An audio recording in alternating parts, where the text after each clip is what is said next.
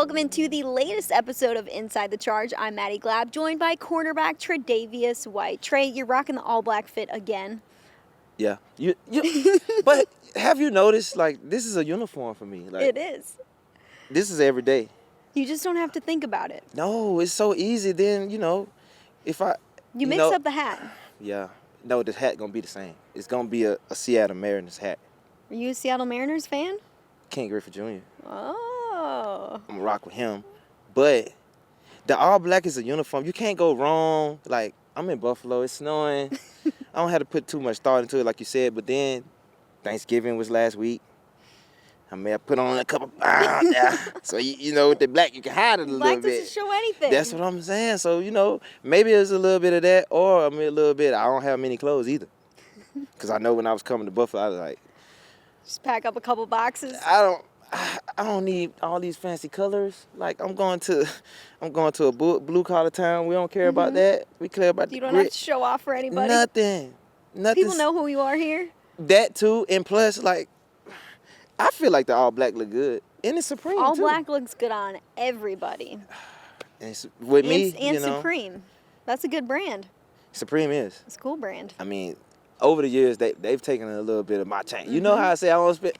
Stepped it up. Supreme probably got, I probably got a VIP pass by this time. Okay, Supreme, if you're listening. Please, come Tre'Davious holler White. at me, because I'll be Supreme from head to toe. That was good. That was really good. When I can. That was really good. When I can. Okay, let's get into Week 13.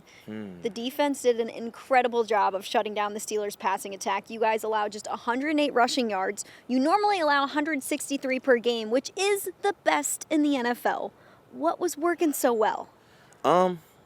Everybody's doing their job. I feel like, we came out hot.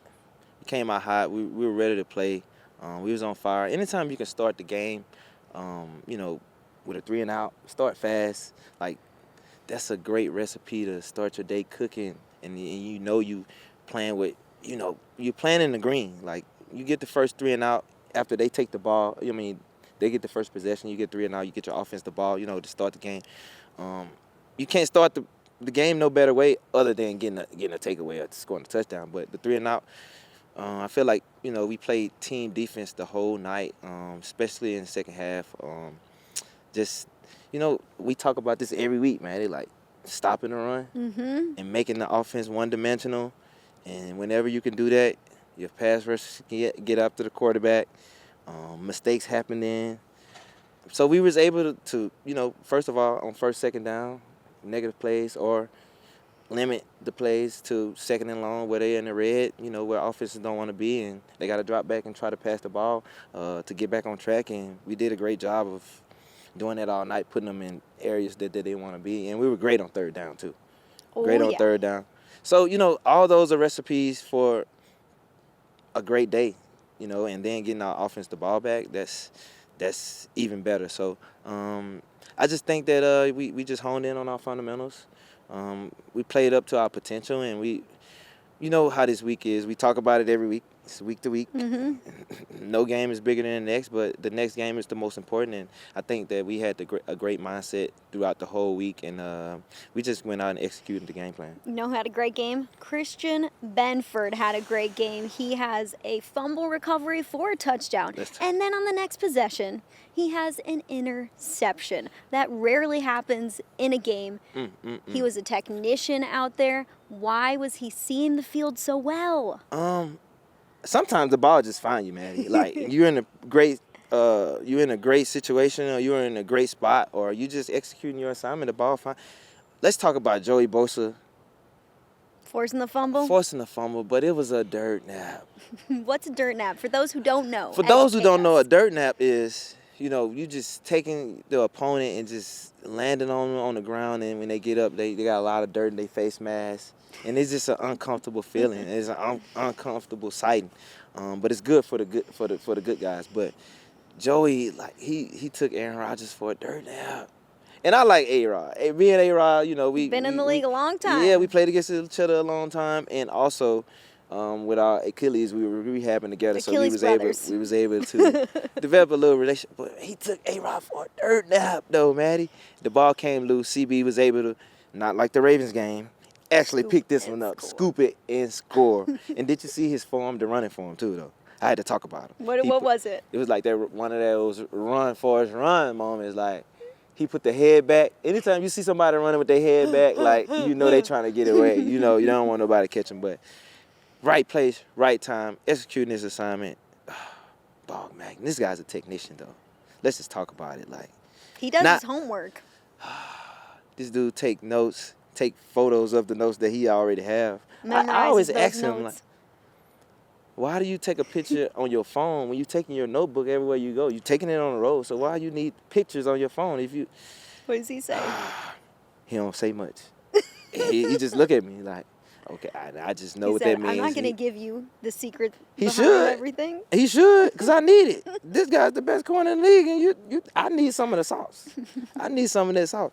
But then the interception, the very next play, or what, 2 or 3 plays later, this guy's a baller. This guy's a baller, man. We talk about him like we always talk about CB and just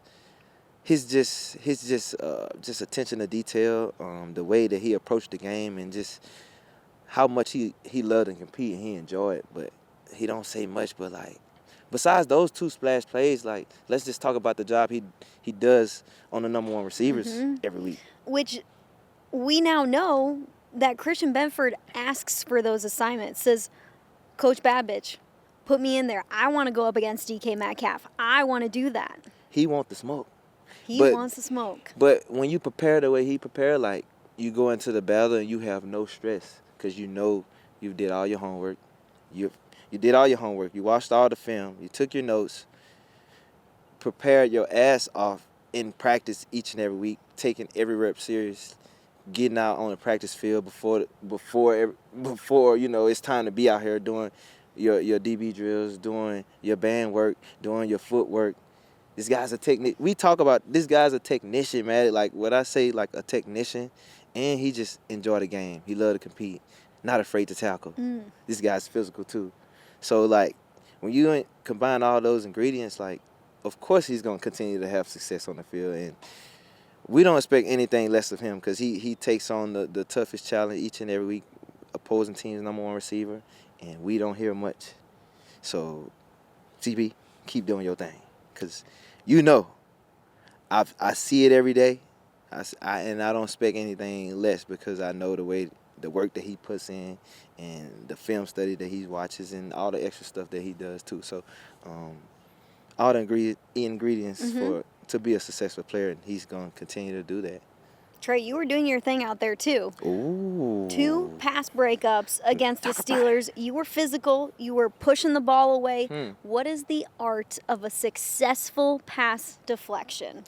First of all, you got to put yourself in position. It's all about putting yourself in a position to make the play. But specifically on the first PBU I had, it's 3rd down situation. Got to get off the field.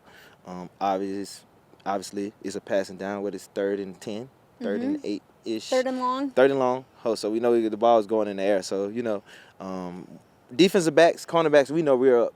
So, you know, just buckle your chin strap, man, let's roll. But I just think, you know, it was one of those things where I didn't feel that I was in a dominant position to look back to be able to find the ball. How tough is it to be able to look back at the right time to time it and make sure you're not getting flagged?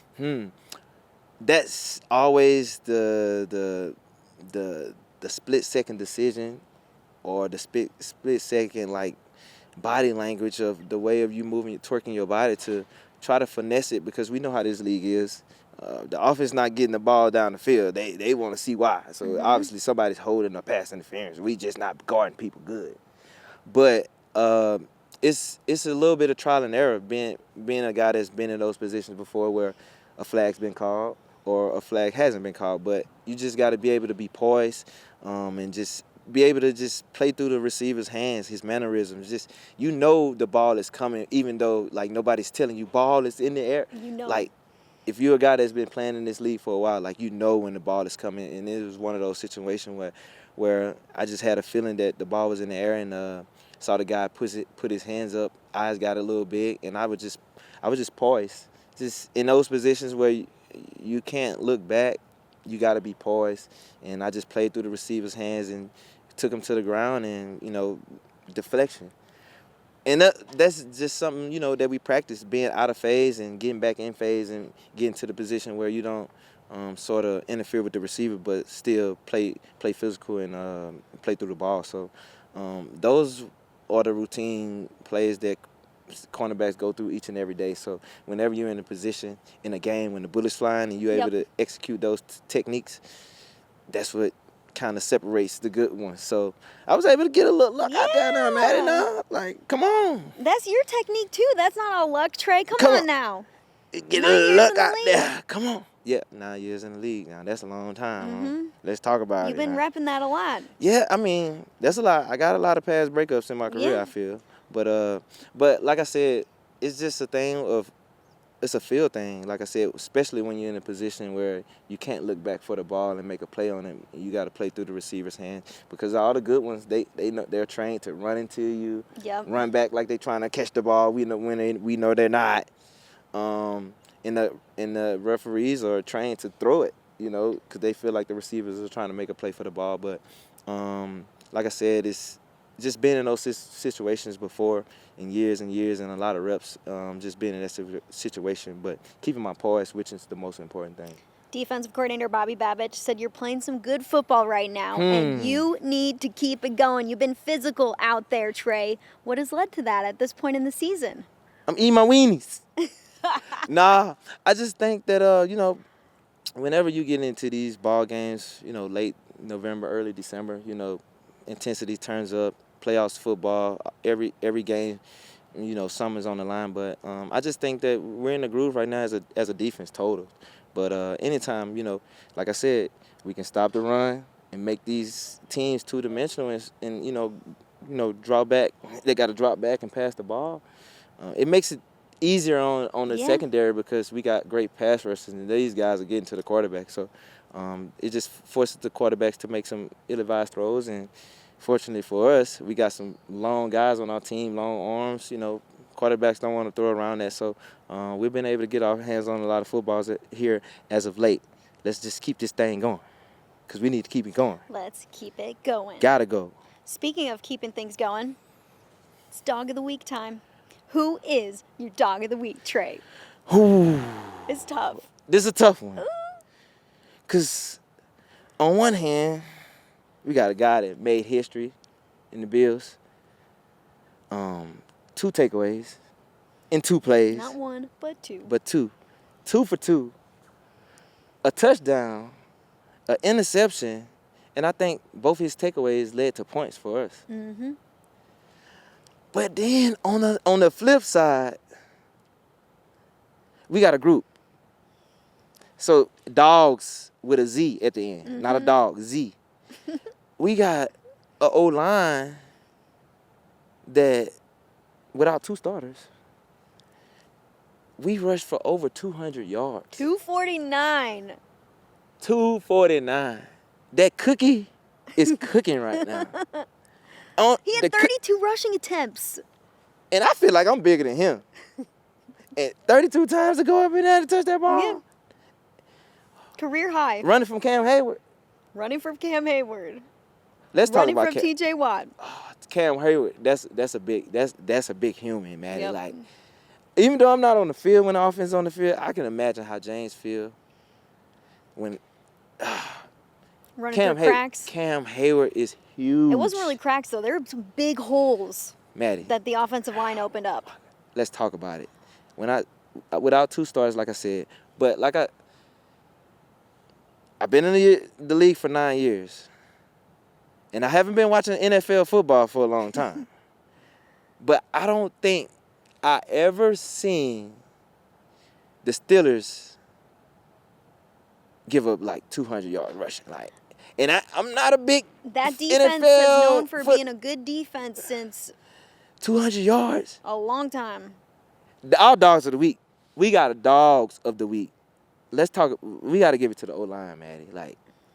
But last week I gave it to another guy in my room. So I don't think two back to back. I don't. Okay, we're going outside of the room this week. I got it. But Alec Anderson, It's who tough. hasn't played tackle since college, goes up against TJ Watt and does his thing. Ryan Van Demark filling in too, does his thing. At left tackle, though. Yeah. Like, left tackle, like. Protecting your quarterback's blind spot. Come on, let's talk about it. Like, starting against that defense. Josh Allen was kept clean. His jersey was like, it was like what? Dogs of the week. DAWGZ. Dogs. The O-line. I got to give it to the O-line. Those guys, even in the pass game, I don't think, was Josh sacked? No, he wasn't sacked once. No. And coming off of a game where he was hit a lot. I mean, you got to know the offensive line that whole week was thinking, we're not going to let this happen again. Without 2 starters, he wasn't sacked once against the Steelers, who are top 5 in sacks. That's what I'm saying. Dogs of the week. O-line. Like, I got so much respect for those guys. Like, to be able to line it up each and every play when these D linemen are just trying to teeing off each and every play, and they're rotating guys in too, mid-drive, and you got to keep going to deal with the stress of, okay, in the run game, we got to try to move Cam Hayward in the middle, like all-time great. And in the pass game, we got to try to stop T.J. Watt and Alex Highsmith on the outside, 2 of the best in the game. We got to try to stop these guys from getting to our quarterback. And the fact that T.J. Watt said they ran the same 2 plays over and over again, and I've never seen a team do that and us struggle to stop that the whole game. I mean, like, it was amazing to watch, obviously, being on the sideline. Yeah, what was it like on the sidelines when you were watching all that happen? I think third quarter, I think our offense chewed up like 8 minutes or 7 minutes on one drive. Time of possession was 42 minutes to 18. The whole game. Yes. See, that's great. That's great. First of all, that's just great time and clock management by the O-line. I mean, by the offense. But you know when the clock keeps running, that's because the O-lineman's coming off over and over and over. You get tired. Yes. Key first downs. 4-minute offense. Like, dogs of the week, man. Like, it's hard. I love CB. He had a historic day, but that O-line, like, the whole game, like, just, I got so much respect for those guys, man. So, without any question, I got to give those boys their credit. Like you said, they kept Josh clean. We ran for over 240 yards. Like, you don't understand how impressive that is in an NFL game. Like, it's so hard to do. It doesn't happen often. It don't. So to do it and do it on the road, weather game where we knew we was gonna have to run the ball too. So O-line, you guys, great week. Let's keep it going. Dogs of the week. Dogs. Alec Anderson, dog. And Ryan Van Demark. Dog. 2 dogs. Connor McGovern. Dog. Dog. David Edwards. Dog. Cybo. Cybo. My Louisiana brother is a dog. Yes. Like those boys, they did their work this week. Let's keep it rolling. We gotta keep it rolling, man. Because if we keep it rolling, and the O-line get more dogs of the week, that's good things are happening. Good things are happening in December and January football when the O-line get dog of the week. We know we working with grease, so we good. These guys are some dogs, man. Let's keep it rolling this week. I'm looking forward to it, though. It's going to be good. Well, speaking of some dogs, let's hear from Alec Anderson and Ryan Van Demark. We got Ryan Van Demark and Alec Anderson joining us for this episode, guys. Hello. Thanks for being on. Thanks for having us. You guys are some superstars. No, I wouldn't say all that. I think so. Let's recap the epic game against the Steelers. Left tackle Deion Dawkins and right tackle Spencer Brown go down with injuries. You find out you two are starting in their places. When you find out this news, what did you say to each other? Vandy told me, he was like, we're just going to go have fun. And I was like, all right. And so every time we were out there, before every snap, Vandy was looking at me across the huddle and had this smile on his face. And he was kind of giggling each play. And so I was just excited to be out there with my boy. Yeah, no, it made everything a lot better. It made everything a lot easier to go out there and go pass block. Okay. Thinking like you're going to have some fun out there. You're stepping in for two great starters who you guys get to learn a lot from. Yep. You're going up against the top 5 defensive line in the Steelers. Not an easy task. What approach did you want to take once the game started? Just kind of that smash mouth football kind of mentality, just Bills traditional football. Run the ball, put your hands on people, drive them down the field, and just have fun with it. And I think Alec embodies that really well, especially stepping in. And you can see the film. I think he did a great job. Smash mouth football. Alec, you are playing right tackle against the Steelers. You haven't played tackle since your college season, so no big deal. Go in there and block TJ Watt, one of the best defensive linemen in the NFL. You don't just block him. You don't allow a sack, and the rushing offense goes off for 249 yards. What was your mindset through it all? My mindset was pretty even throughout the whole thing. I was trying to the entire week, like Vandy said, we were really emphasizing this whole smash mouth football type deal. But for myself, my little internal battle, if you call it that, was more of try to keep everything simplified and very the same. Don't think too much differently of, just because I'm at tackle.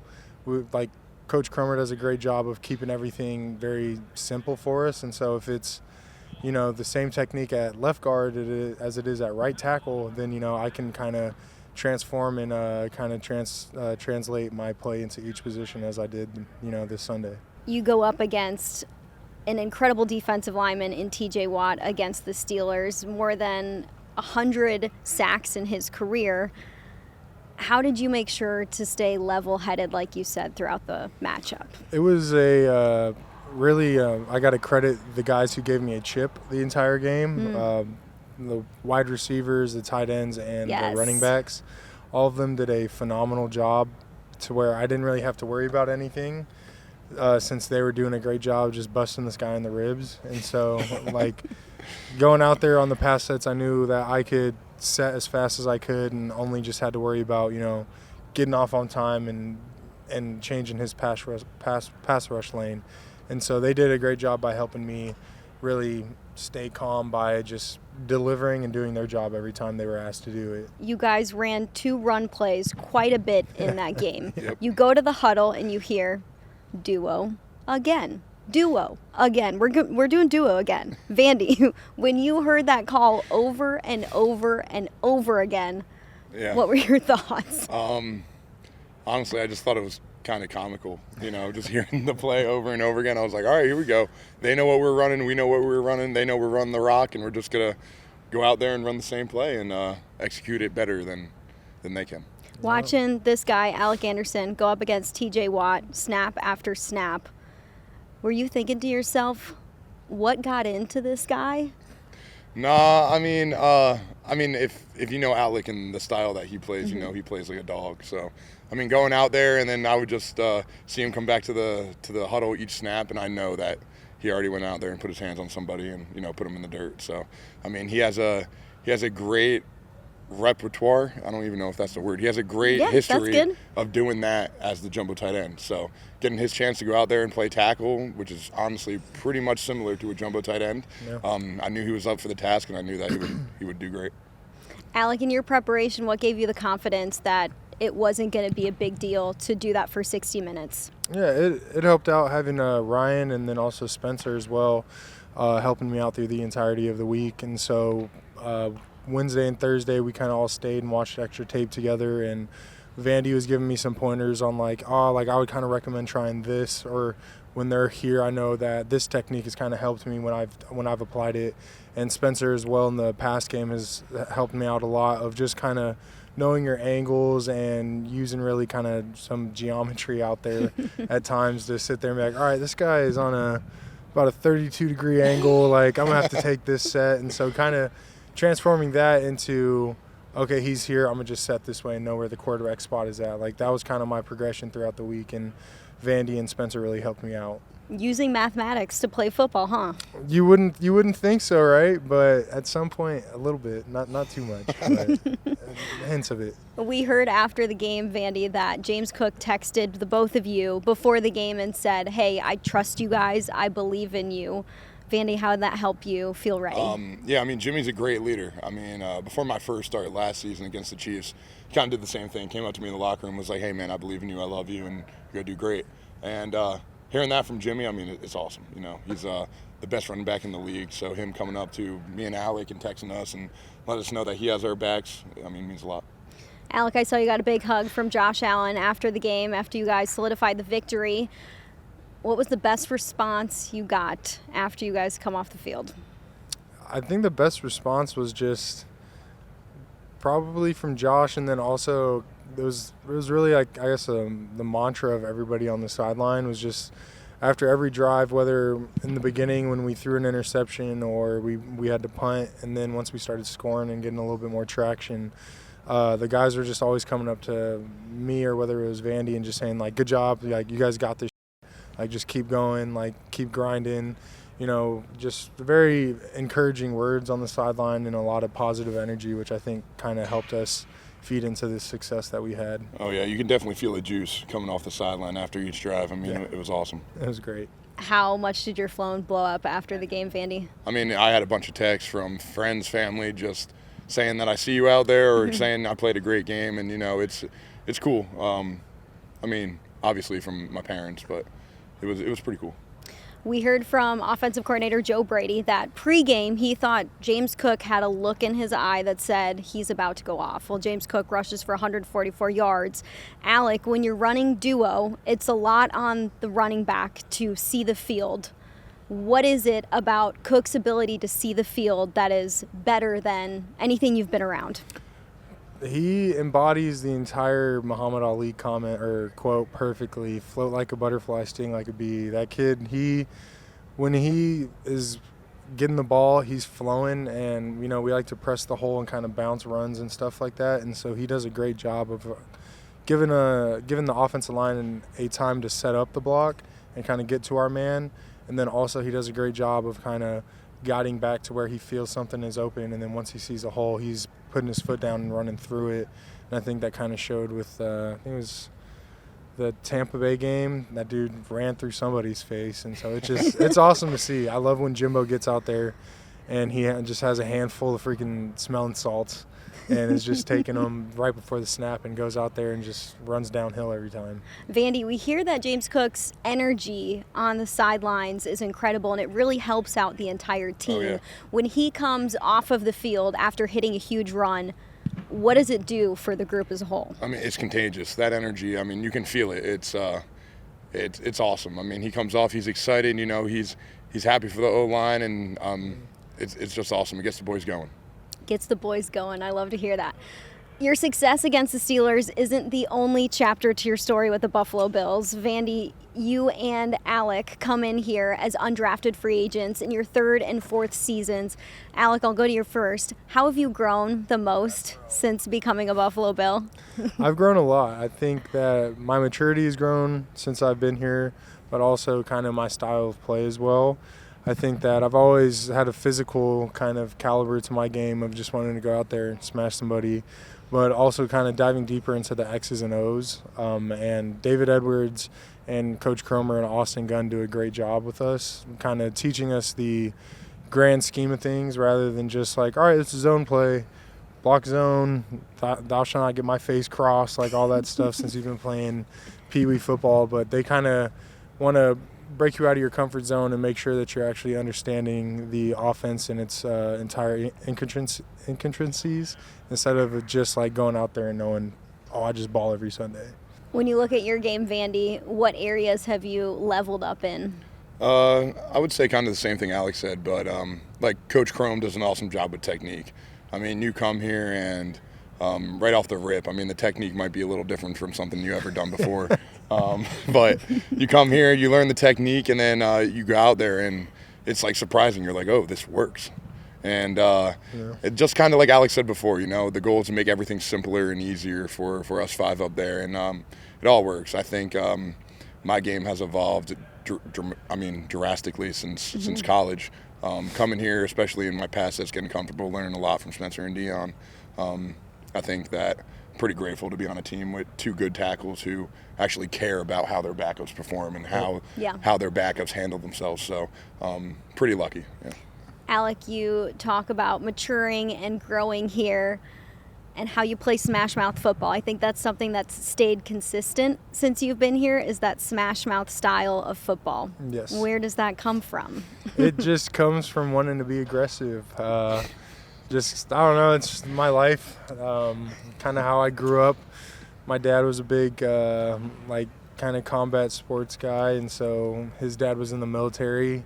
And we grew up with a big philosophy of, like, either move or die. And so big thing is always just you got to keep moving, and you got to move that guy in front of you. If not, they're trying to get back there and mess things up and really hurt your people that you're protecting. And so for me, it's a game of, like, pride as well. I don't want the people, we're protectors as offensive linemen, and so your job is to protect that guy, and if you don't do your job, then it's like, a little bit of a stab at you as a man. So I kind of like to hold that up. You guys are blocking for the best rushing offense in the NFL right now, averaging more than 150 yards per game. Vandy, what's been one of the biggest factors behind the success? Coach Chrome, 100%. Every Wednesday we come into the building and he's got the game plan down, and we go through the runs and how we're going to scheme up this style of defense, and each week different intricacies, like Alec was saying. But just coming into the building and seeing what's going to be different this week that we didn't do last week, or how we're going to move this guy out of the box, how we're going to put this guy in the box. And it's awesome to see, because it's very, very slight things can make a dramatic change in how you play the game. So you guys are more than just football players. You are 2 goofy dudes. Vandy, 6'7", 300 pounds, and you surf? Yeah. Make it make sense. I just got into it when I was young, tall, and skinny. So, I got into it when I was like 13 on the Jersey Shore, and I love it. It's stuck with me like ever since. I found the shaper to shape me some boards when I got over 300 pounds. So. Dude, the biggest surfboard in all of the land. Those things can float me. They're more thick than long, but I try to go on like at least 2 trips in the off season. So looking forward to it. I got my own little surfing families that I kind of join with, and it's great. It's a great vibe, and I love it. It gets your mind off things. It's therapeutic. Would Alec Anderson ever join in on the surf family? Yeah, he's got it. He's from California, He's got that surf beach vibe going. I'll get on it. Yeah, he's got to get in on it. He will. Have you ever boogie boarded or anything close to that in your 100%. life? I've been surfing like twice. I got up on my first try. Let's my go. uncle, my brother. Pure athlete. Yeah, no, it was like 3 seconds, and then I jumped off. But you're up. Other than that, I love body surfing a lot, and then boogie boarding is fun as well. Mm-hmm. Even though my wife and I almost died in Hawaii trying to go out there and surf in the waves. But yeah, it's a good time. I enjoy the ocean a lot. Once you became an NFL player, Vandy, did surfing get harder? Yeah, because you got to keep on the weight. Most surfers, you're skinny and you're light and you can just fly on that wave. But yeah, it definitely became harder too, because my dad was like, you can't go out there and get hurt. Like, I don't want you surfing. Is it a reef break or is it a sand break, like beach break? I don't know. So like usually with the reefs, you gotta take a chill. You bounce off that reef, you can seriously get hurt. So it's definitely got harder. I maybe had to think twice about going down a wave that's a little bigger, and think twice about my body. So yeah. Alec, did you know that Vandy was a baby model back in the day? Yes, for Sears. Polo, Ralph Lauren. Toys R Us, Polo, Ralph Lauren. He was a great you're little a football player, gardener. you're a surfer, you're a model. Yeah. What can't you do? Shout out to my mom. She saw it early. She saw the beauty early. She saw it early. Yeah. Are you going to go back into modeling after your NFL career? Hell yeah, he is. Yeah, big and tall. Right when football's over, cut this weight down, six pack. pack. We're cool with 6-pack. Yep. Yeah, and we're jumping right back where we left off. And Alec, are you going to turn into a professional off-roader after your NFL career? That's what you love to do, right? Yeah, no, that's my wife and I's plan. We want to get a Mercedes Sprinter van and drive around the U.S. and then take it slow and end up on a ranch about 10, 15 acres. All right, Vandy and Alec, thanks for coming on Inside the Charge, telling us all about the story behind the Steelers game. We appreciate you guys. Thank you. Thank you, Maddie. Appreciate it. All right, we hope you enjoyed that interview with Alec Anderson and Ryan Van Demark. There was some big news in LSU college football this week, and we got to talk about it because Trey is an LSU grad. LSU hired Lane Kiffin, the former Ole Miss coach who led the Rebels to an 11-win season this year, spent 6 years there, and overall in his college coaching career, a pretty good win percentage. What are your thoughts on this hire? I feel like we struck it. I feel like we knocked it out the park. Grand slam.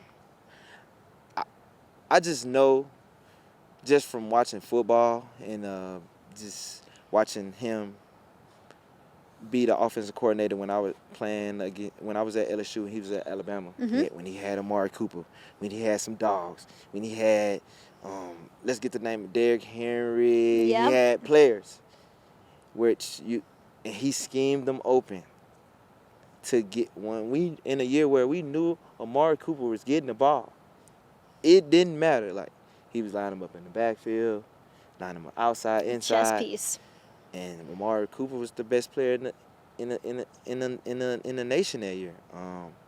I see what he did with Elijah Moore at Ole Miss. Put him in the backfield, outside split inside. I'm just excited to see what he does with all the players he's gonna be able to get. He's a good recruiter too. Yes. That's important. Like, just LSU, it's not much you have to do to sell people to come to the sell Bayou. Death Valley. 112, 110, 10,000. We're going to stay there all night. I've never been to a game. It's bucket list. Bucket list thing for me to go to a night game at LSU. You've never been to a game there? No, Ever? I've never been to a game there. I've been to Bama. I've been to Georgia. Worked at Tennessee. Went to Mizzou. What you waiting on? Kentucky, Florida. What are you waiting on? Auburn. Okay, what have you heard about a night game in LSU? I've just heard the environment is crazy. I've heard it's hard to win there as an opposing team coming into Death Valley at night. I heard the fans get crazy. Your dreams come to die. You heard Coach Miles. This is back in the day. Yeah. And it's true. It never rains in Death Valley. We used to bring the tiger out and sit him by the opposing, the real tiger, Mike, and sit him by the opposing team's locker room. So when they run out, big was tiger this when right you there. were playing there?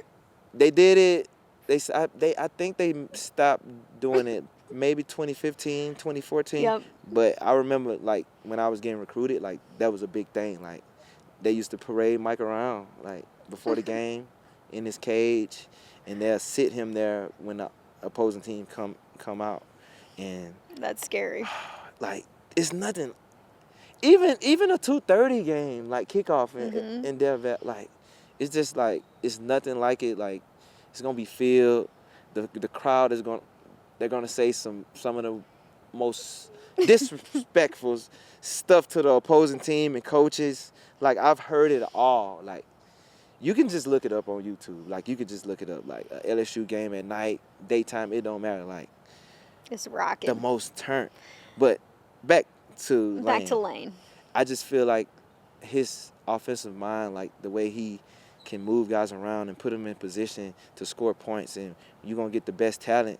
So you're going to be able to just take all these different pieces and orchestrate this offense that you already have and just use your mind, your imagination to use all these talented players to so much space on the field, spread it out, run it. Everything is going to be at his disposal. Then at LSU, you're going to get the defensive players. You're going to get the cornerbacks that want to come. Are they still DBU? Who said they wouldn't? I don't know. I mean, you look it up. You tell me the best. You line them up cornerback for cornerback. I know when you were there it was DBU, but I don't know how things have changed. Look up the Thorpe finalists right now. We got one up there right now that's going to win the Thorpe this year. Okay. So you line any university up corner for the last 20 years, let's say 20-15 years, I'm taking us over LSU. anybody. Okay. College and pro career. I believe it. Both.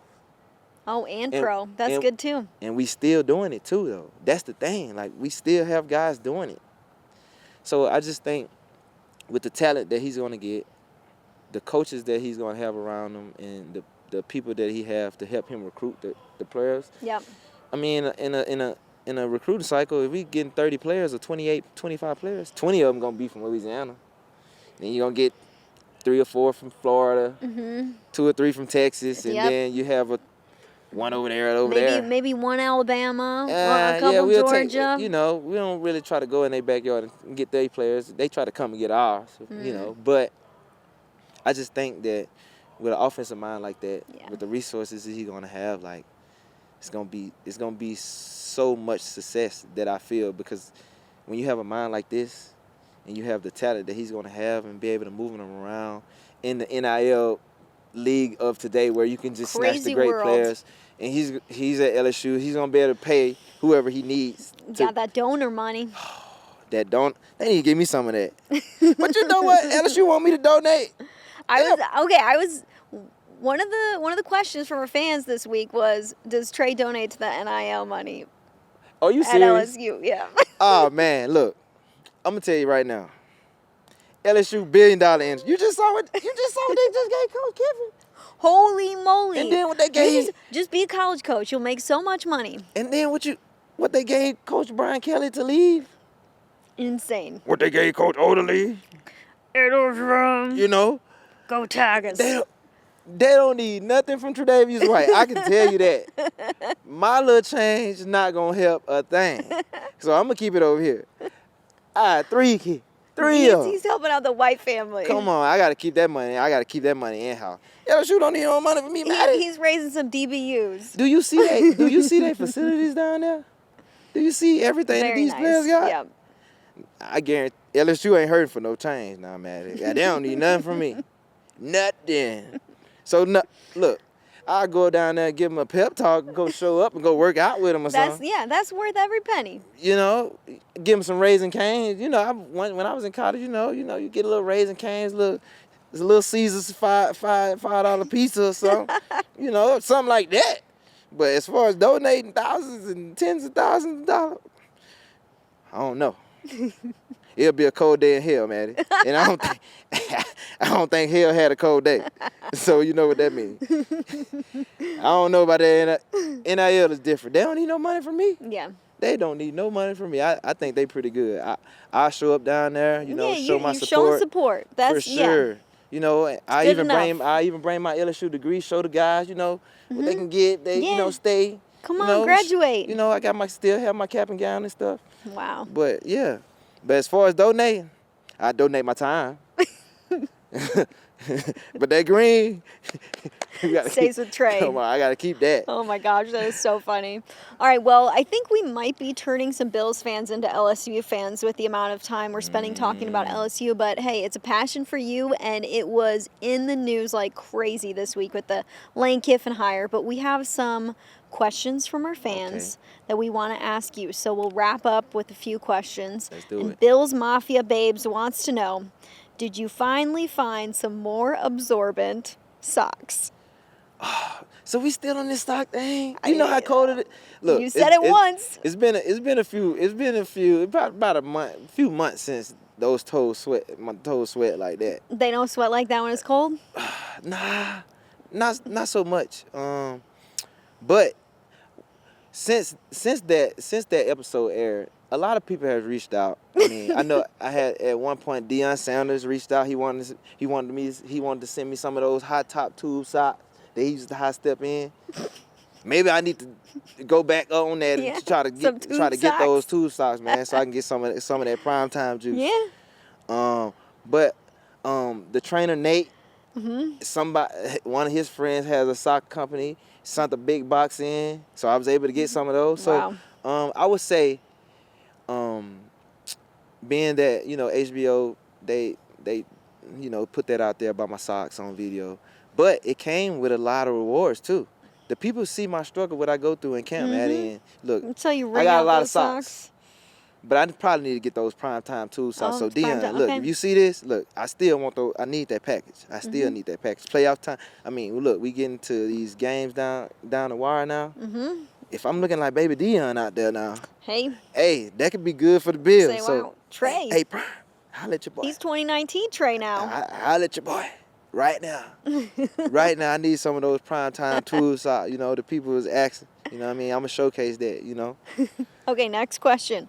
West Michigan Bills Backers Bar wants to know, what's your favorite pregame snack?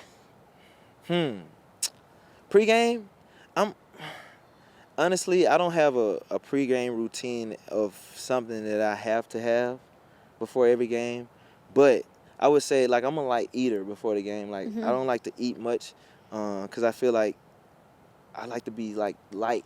So I don't like to go into the game feeling a little heavy. So I maybe get some scrambled You're hunting eggs, for a your little scrambled food. eggs, you know, waffle, maybe one square of a waffle.